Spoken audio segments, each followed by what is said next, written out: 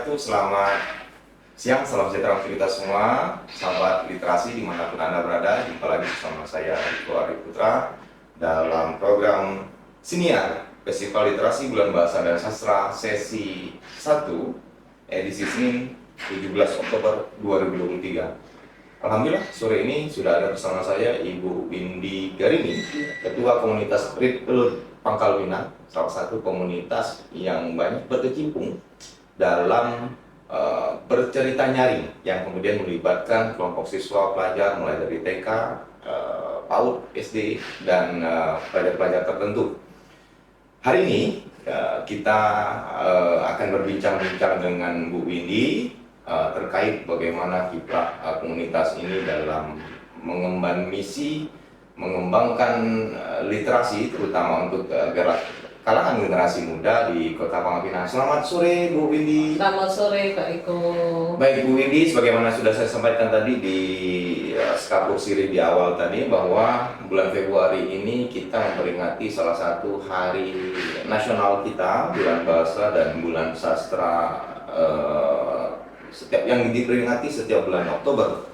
Nah, dalam kesempatan ini banyak sekali agenda yang dilaksanakan oleh tidak hanya sekolah gitu ya, tapi juga oleh kantor bahasa, termasuk juga dinas perpustakaan dan kearsipan di seluruh wilayah di Pulau Magalitung khususnya. Nah, kebetulan kami ini selama 1 minggu ke depan akan menyelenggarakan namanya Festival Literasi memperingati Bulan Bahasa dan Sastra Indonesia tahun 2023. Nah, salah satu agendanya adalah program Siniar ini, Bu. Nah, kebetulan sebelumnya program Siniar ini namanya podcast, Bu. Cuman karena kita dalam nuansa bulan bahasa, kita cari padanan yang sudah baku dalam Kamus Besar Bahasa Indonesia. Dan jadi namanya adalah Siniar Festival Literasi Bulan Bahasa dan Sastra tahun 2023. Baik Bu, ini kita tahu bahwa komunitas Read Aloud Pangkal Pinang memiliki tujuan mulia dalam upaya pengembangan literasi daerah yang menyasar kelompok-kelompok usia tertentu. Kira-kira seperti apa sih komunitas Read Aloud ini, bisa diceritakan? Siapa tahu sahabat literasi mungkin baru mendengar dan mau tahu informasi tentang komunitas Read Aloud seperti apa. Baik, terima kasih Pak Riko. Oke, selamat siang sahabat-sahabat literasi semua. Perkenalkan saya Bu Windy ya, tadi sudah disampaikan oleh Pak Riko. Jadi mengenai komunitas Read Aloud Pangkal Pinang ini mungkin terbilang baru ya di Pangkal Pinang gitu. Jadi kami berdiri pada tahun 2021, tidak jauh berbeda dengan komunitas Read Aloud Pusat sendiri yang berdiri pada tahun 2020 gitu. Tapi alhamdulillah memang berjalannya waktu komunitas ini berkembang pesat, terutama mengingat memang para penggiatnya dan penggeraknya juga masih muda-muda Pak Riko ya. Jadi saat ini di Indonesia sudah tersebar hampir 43 komunitas ya, di setiap provinsi itu hampir ada, dari Aceh sampai Papua tuh ada gitu ya. Jadi komunitas ini didirikan langsung oleh foundernya yaitu Ibu Rosi Setiawan yang merupakan penggiat literasi tingkat nasional, dan beliau juga yang menginisiasi atau menulis buku mengenai Read Aloud Handbook ya. Jadi beliaulah yang menginisiasi itu, terinspirasi dari penulisnya sendiri dari Read Aloud Handbooknya, Jim Trilis ya.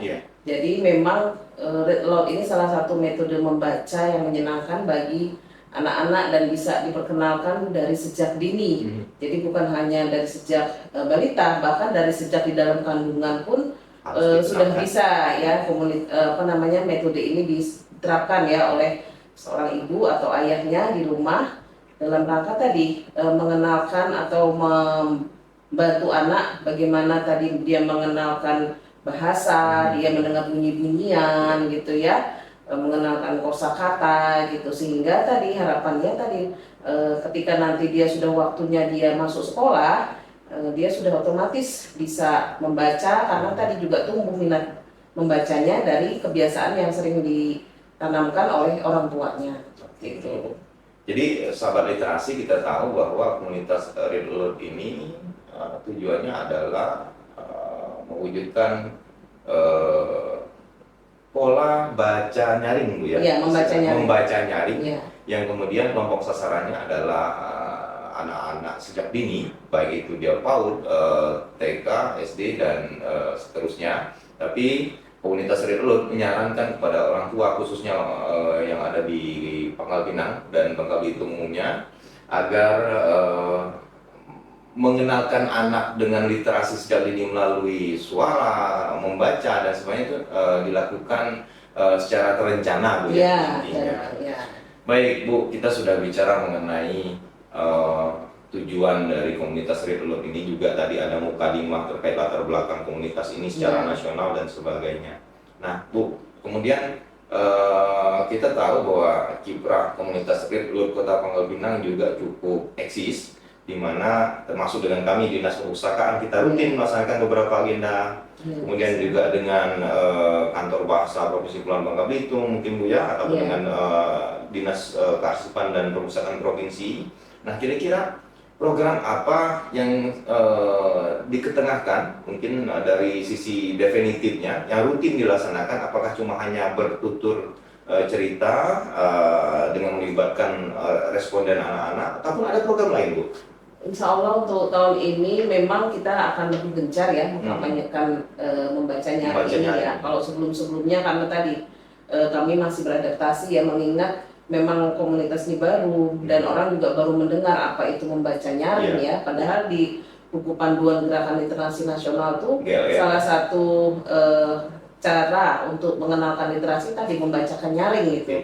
Cuman memang yang selama ini kita tahu kan di sekolah-sekolah yang ada diterapkan adalah membaca senyap gitu kan.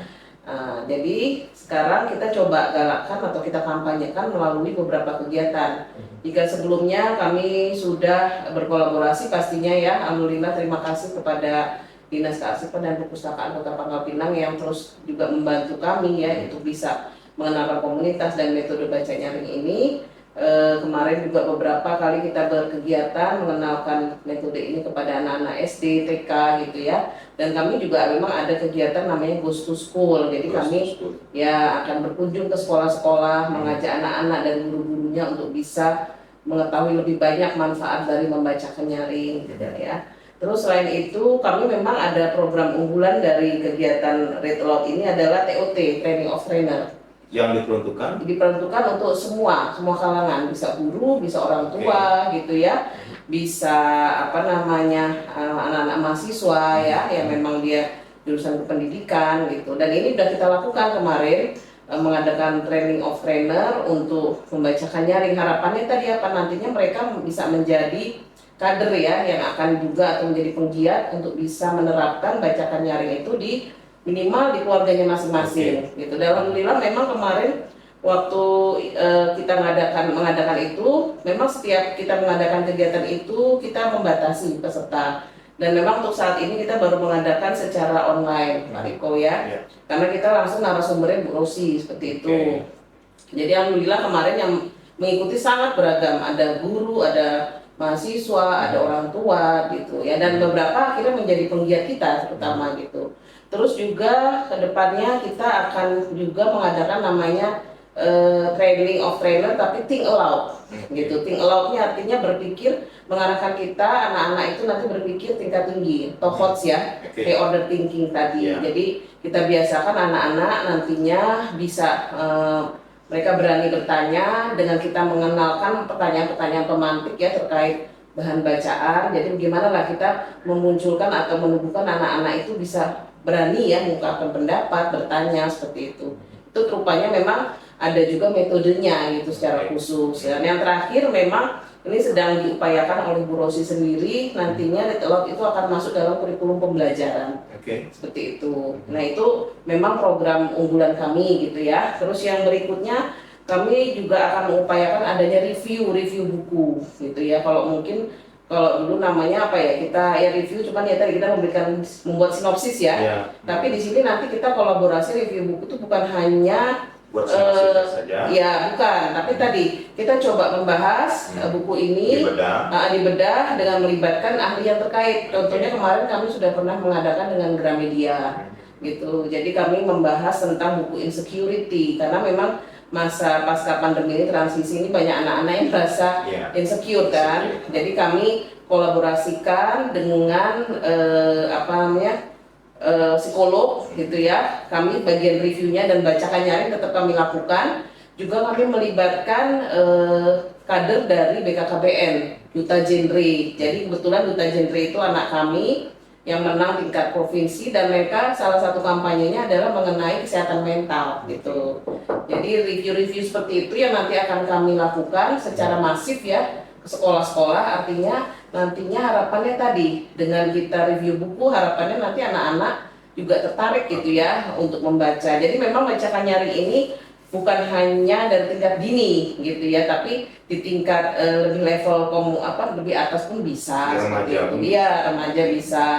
Setelah itu kami juga kemarin ini baru saja kami kolaborasi juga dengan TBM Wado yang kebetulan juga ini mungkin kolaborasi juga dengan Dinas Kearsipan dan Perpustakaan karena data siswa itu kami ada data dari Dinas Kearsipan dan Perpustakaan Kota mengenai anak-anak yang kesulitan membaca di tingkat SD. Jadi ini kami sedang jalankan program ini sekaligus kami ingin mengajarkan kepada orang tuanya pentingnya tadi pendampingan dalam kegiatan literasi di keluarga seperti itu. Jadi harapannya seperti itu. Jadi kami harapannya nanti ke depannya lebih banyak kolaborasi karena memang untuk kegiatan literasi ini kita tidak bisa handle sendiri. Dan yang terbaru mungkin minggu depan kami akan mengadakan sosialisasi read aloud juga bekerja sama. Alhamdulillah kami difasilitasi oleh kantor bahasa Babel untuk tadi mengajak guru-guru, TBM, mahasiswa untuk tahu lebih banyak mengenai read aloud itu seperti apa. Oke, baik. Iya.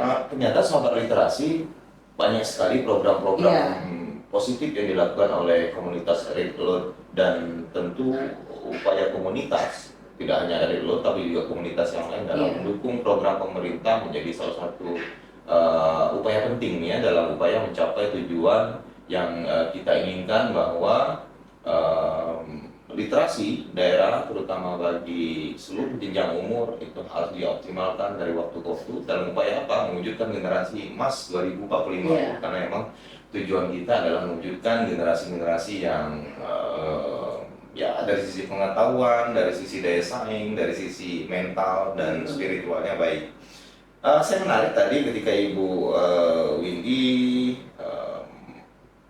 mengutarakan soal program berkenaan dengan TOT yang melibatkan berbagai macam kalangan, kemudian juga komunitas goes to school dan sebagainya. Nah, Bu, kalau ada sekolah, misal mereka mau kerjasama dengan komunitas Read Aloud, mereka harus kemana dan menghubungi siapa? Karena ada beberapa mungkin yang nanti akan bertanya gitu kan, seiring sejalan dengan publikasi komunitas Read Aloud yang mulai ada di media-media daerah, Bangkako, segala macam. Nah, ketika sekolah ataupun seseorang ingin jadi anggota komunitas tertutup atau enggak, inklusi atau eksklusi gitu dan sebagainya lah. Nah, bisa dijelaskan tuh. Oke, jadi memang ketika nanti ada sekolah atau ada istilahnya seorang ya ingin bergabung dalam komunitas kami atau ikut program dari komunitas kami sangat terbuka. Kami tidak ada aturan yang terlalu ketat ya, yang istilahnya eksklusif tidak gitu. Tapi memang harapannya nanti ketikanya dia menjadi penggiat ya, penggerak di dalam komunitas kami, harapannya dia sudah pernah mengikuti sosialisasi atau TOT tadi itu, karena memang di dalam kegiatan itu memang benar-benar kami dibekali ya untuk gimana tahapan membaca nyaring ya, terus bagaimana kita merefleksikan buku, bagaimana mengeksplorasi ya buku itu dari mulai tulisan, gambar ya sampai kemasannya itu kita eksplorasi gitu, sampai anak akhirnya jadi tahu oh ternyata buku itu bukan hanya tertarik ceritanya tapi isi bukunya, kemasannya, gambarnya itu juga mengandung banyak cerita seperti itu. Kalau sekolah mau mendapat informasi atau konfirmasi terkait program komunitas Read Aloud goes to school, sebenarnya itu kemana Bu? Bisa langsung ke kami penggiatnya, kami juga ada medsosnya, IG-nya ada, Read Aloud Pangkal Pinang ada. Jadi bisa berkunjung ke situ, di situ juga ada nomor kontaknya yang bisa dihubungi. Atau sekretariat sendiri belum? Sekretariat kami sementara masih di sekolah kami karena saya kan bekerja di SMK Negeri 5 Pangkal Pinang, jadi masih di situ. Karena memang penggiatnya sebagian besar guru-guru SMK 5 Oke. justru, ya. Nah, sahabat literasi, mungkin dari sahabat literasi yang mewakili dari pihak sekolah yang menyaksikan siniar ini, yang mau berkoordinasi atau bikin program atau bikin kurikulum dengan komunitas Read Aloud dapat mendapatkan informasi itu melalui medsos resmi Read Aloud Pangkal Pinang ataupun dapat menghubungi Bu Windy dan teman-teman di sekretariat di SMK 5 Negeri Pangkal Pinang. Nah, Bu Windy, kemudian berkenaan dengan tadi saya juga menarik ketika Read Aloud sedang mengupayakan bagaimana agar membaca nyaring ini masuk kurikulum. Dan saya pikir dalam konteks kurikulum Merdeka Belajar, antara visi yang diusung oleh Read Aloud dengan visinya kurikulum Merdeka Belajar, saya pikir seiring sejalan gitu. Iya, betul. Nah, harapannya seperti apa sehingga nanti anak-anak kita tidak disuguhi lagi dalam pola menghafal, membaca senyap dan sebagainya. Justru anak-anak lebih tampil berani membaca nyaring. Kemudian yang Ibu bilang tadi dari sisi perkembangan thinknya juga kan, keberanian untuk menyampaikan pendapat dan sebagainya itu bisa terus kita optimalkan gitu. Seperti apa Bu kira-kira Bu? Nah ini kebetulan kami cobakan ya, walaupun memang secara tahapan pelaksanaan seperti apa kami kan belum dapat ya, karena masih digodok kan dengan tim dari Read Aloud Indonesia dan juga Bu Rosi dan Kemdikbud. Tapi saya sudah cobakan dan kemarin saya sampaikan juga di rapat bulanan, karena kami memang ada rapat bulanan ya dengan pengurus daerah semua. Saya cobakan di sekolah saya, kami ada namanya kegiatan pembiasaan literasi. Itu tadi yang saya bilang, selama ini kan pembiasaan literasi itu membaca senyap ya, atau anak tadi baca sendiri, nanti gurunya dampingin gitu. Nah kami ubah itu total selama dari bulan Agustus kemarin, kami ubah programnya, karena tadi kita tahu kurikulum Merdeka ini kita harus menerapkan namanya pembelajaran berdiferensiasi sesuai minat dan kebutuhan siswa. Jadi kegiatan literasi itu juga kami coba terapkan pembelajaran berdiferensiasi atau pembiasaan literasi dengan diferensiasi. Jadi di situ kami buat panduannya untuk tiap 15 menit tiap minggu itu guru langsung yang mendampingi. Nah di situ kegiatannya beragam. Jadi ada misalkan dalam satu kegiatan kayak minggu lalu kami mencoba meminta anak menuliskan sosok atau kesan orang tuanya di mata mereka seperti apa. Jadi di situ kami tampilkan video ya, lagu Ayah gitu ya dari Seventeen, mereka menyanyikan, membaca liriknya. Itu kan sebenarnya sudah bacakan nyaring ya, dia membaca ya lirik kan sambil dia menyanyi. Terus juga dari kata-kata itu akhirnya mereka membuat tadi tulisan-tulisan mengenai sosok ayah yang dia kagumi atau ibu yang dia kagumi selama ini dalam perspektif mereka. Ya. Setelah itu mereka membacakan di depan kelas siapa yang berani gitu ya. Dan itu memang luar biasa sih dampaknya Pak Riko ya. Sejak kami rubah konsep literasi di sekolah itu yang 15 menit dengan cara beragam gitu ya. Jadi artinya memang di situ ternyata muncul gitu loh bakat-bakat anak, minat anak dalam menulis gitu, yang kita kadang-kadang terkaget-kaget ya, mereka bisa mendeskripsikan orang tua sebagai pahlawanku, sebagai jagoanku, dan mereka sangat variatif gitu menulisnya seperti itu. Jadi itu dia, kami melihat bahwa konsep membaca nyaring dalam pembelajaran itu sangat memungkinkan. Itu selama tadi memang kita harus mencari cara strategi ya sesuai tadi kebutuhan si anak. Dan tema-tema yang kami angkat pun beragam, dari mulai kebangsaan ya, cinta tanah air gitu ya, tentang daerah, tentang diriku gitu, seperti itu. Jadi semua aspek itu sebenarnya bisa kita masukkan gitu. Bahkan mengenai 3 dosa pendidikan pun kami rencanakan masukkan mengenai intoleransi ya, tentang perundungan. Kemarin yang perundungan sudah, kekerasan itu sudah kami masukkan gitu kan. Jadi sebenarnya semua itu bisa kita masukkan di dalam kegiatan literasi seperti itu, tapi dengan tetap menyenangkan buat si anak. Jadi alhamdulillah memang review atau refleksi dari anak setelah kegiatan itu kami kan adakan refleksi ya. Alhamdulillah dari 400 anak siswa kita yang mengisi refleksi itu ada 230. Alhamdulillah semuanya positif. Kegiatan itu artinya mereka selalu menunggu kegiatan literasi. Kalau selama ini membosankan ya. Betul. Jadi sekarang setiap minggu itu mereka menunggu kegiatan apa lagi nih nanti. Kami mau ngapain lagi? Kami mau melakukan sama-sama lagi apa, seperti itu. Jadi itulah Pak Riko. Jadi memang pada prinsipnya literasi itu menarik. Menyenangkan. Masalah literasi menyenangkan, dan ingat literasi itu bukan hanya sekedar membaca dan menulis saja, Tidak. tapi juga banyak aspek yang ada di dalamnya. Dan Iya. salah satu produk literasi yang Ibu Windy sampaikan, membaca nyaring, itu salah satu produk literasi. Iya. Baik Bu Windy, tadi Bu Windy sempat menyinggung persoalan ternyata anak-anak memiliki potensi dalam hal mengkreasikan ide-ide mereka, kemudian menuangkan dalam bentuk tulisan, dan kemudian menjabarkan dalam artikulasi Iya. kalimat-kalimat yang bagus dan sebagainya. Sebenarnya pada prinsipnya anak-anak Bangka Belitung, khususnya Bangka Bintang, sebenarnya pintar itu. Pintar. Tinggal pola kita edukasi ke mereka seperti apa. Iya, betul. Baik Bu Windy, terkait itu, kira-kira Bu Windy punya pandangan lain atau sisi lain nggak kira-kira? Anak-anak kita pintar sebenarnya, tapi justru dari sisi indeks literasi kita masih sangat rendah dibanding daerah-daerah yang lain. Iya. Untuk Bangka Belitung saja kita belum masuk 10 besar indeks literasi di tingkat nasional. Kira-kira seperti apa Bu Windy? Ya artinya gini, sebenarnya indeks itu kan bisa, saya nggak tahu ya mereka mengukurnya dari Iya. sisi apa ya, dari Apakah sampelnya mau diambil dari Betul. mana gitu ya. Karena pada dasarnya kalau saya lihat setiap anak tuh punya Punya potensi masing-masing, dan itu kita sudah buktikan gitu loh. Hanya saja tadi untuk apa ya, mereka bisa mengaktualisasikan potensinya itu yang belum terlihat gitu. Dan itu juga mungkin belum terukur seperti Iya, itu benar. ya, belum terukur. Mungkin belum ditemukan lah alat ukur yang kira-kira bisa dipakai untuk di semua Objektif daerah ya. seperti itu. Iya, selama ini kan mungkin disamaratakan Parameternya aja sama standar gitu. gitu Ya, ya. setiap daerah sama. Gitu. Oke. Karena pada dasar karena ternyata setiap daerah itu untuk gerakan literasi juga sangat beragam gitu. Saya lihat memang di Bangka ini belum semasif di daerah Jawa ya. Betul. Artinya sebenarnya harusnya kan instrumennya juga yang dipakai juga berbeda seperti itu. Ya, dan kadang-kadang juga Bu ya, kita di daerah di luar Jawa ini kadang-kadang mungkin beberapa kabupaten kota di Jawa sering jadi pilot projectnya Iya. kementerian lembaga. Kita Iya. kadang-kadang sulit untuk menjangkau itu. Sulit memang. Contohnya terkait khususnya. literasi nih, kita punya namanya program transformasi perpustakaan berbasis inklusi sosial.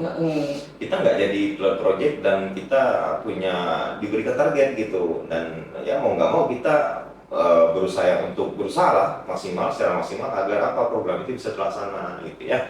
Jadi sahabat literasi, banyak sekali sebenarnya kegiatan-kegiatan dan program yang digulirkan oleh komunitas Rituluk Pangkal Pinang, dan tentu bertanya-tanya, kira-kira ada tidak semacam kontribusi dari pemerintah daerah, baik provinsi maupun kabupaten kota, baik itu melalui Kementerian Dinas Pendidikan Kebudayaan maupun dinas lain, terhadap kiprah komunitas Rituluk, atau sebaliknya gitu, seperti apa? Dan dalam pengelolaan komunitas ini dari sisi dukungan secara fisik, finansial maupun program dan sebagainya, itu seperti apa sih Bu?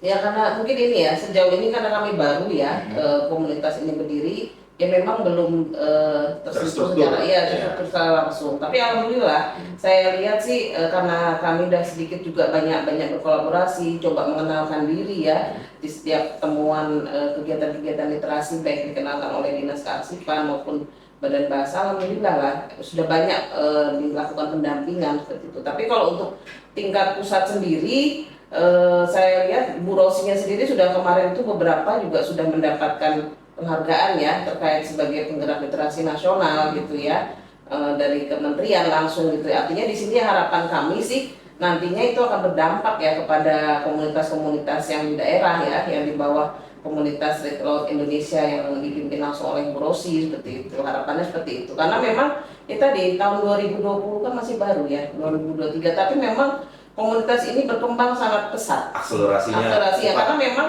ketika kita mengikuti setiap bulan tuh mereka punya jadwal terprogram untuk pendampingan, untuk pembekalan pengurus gitu ya, untuk ilmu-ilmu baru dikenalkan gitu dari luar maupun dari dalam mengenai kebahasaan, mengenai literasi, kami dikenalkan sehingga harapannya itu bisa ditularkan nantinya gitu ke penggiat-penggiat yang ada di daerah seperti itu. Jadi memang strukturnya, programnya memang rapih mereka. Jadi saya sih sangat optimis lah ini akan berkembang dan bisa diakui lah secara nasional ya, dan harapannya tadi bisa mendapatkan pendampingan lebih dari pusat gitu ya. Oke, baik, sahabat literasi, Itu mungkin kurang lebih kiprah dari komunitas Revolut, dan sebagaimana tema kita, bagaimana peran komunitas dalam mewujudkan pengembangan literasi daerah terutama bagi kalangan generasi muda.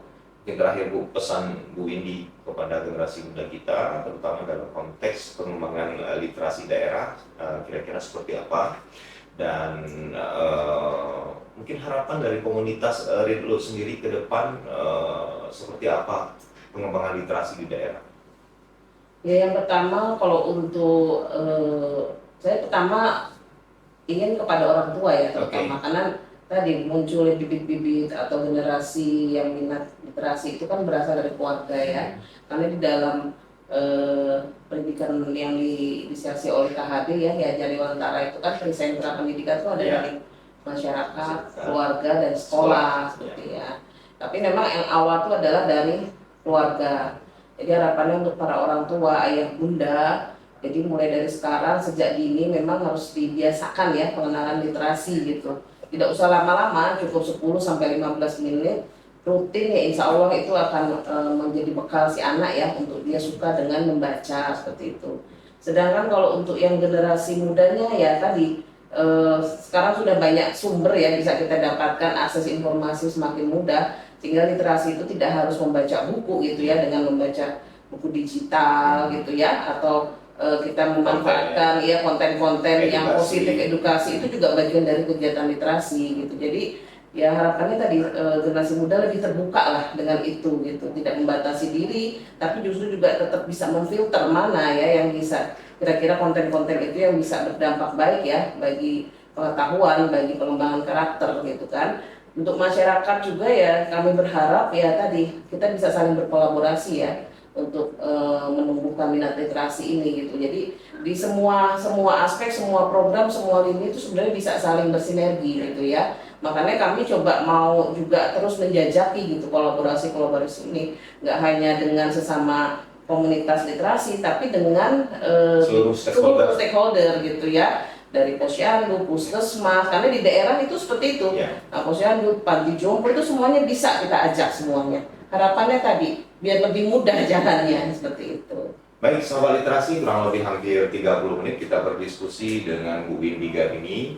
Nah, tadi juga sudah diinformasikan berkenaan dengan siapapun ataupun sahabat-sahabat literasi dimanapun Anda berada yang ingin bergabung, kemudian juga melihat informasi seputar program dan kegiatan komunitas Revolut, dapat melihat ataupun akses media sosial komunitas Revolut Pangkal Pinang di Instagram ya? Ya, ada Revolut Pangkal Pinang. Kemudian, sebagaimana kita ketahui bahwa pengembangan literasi bukan hanya tugas komunitas, bukan hanya tugas pemerintah daerah melalui dinas perpustakaan maupun dinas pendidikan, tapi tugas kita semua.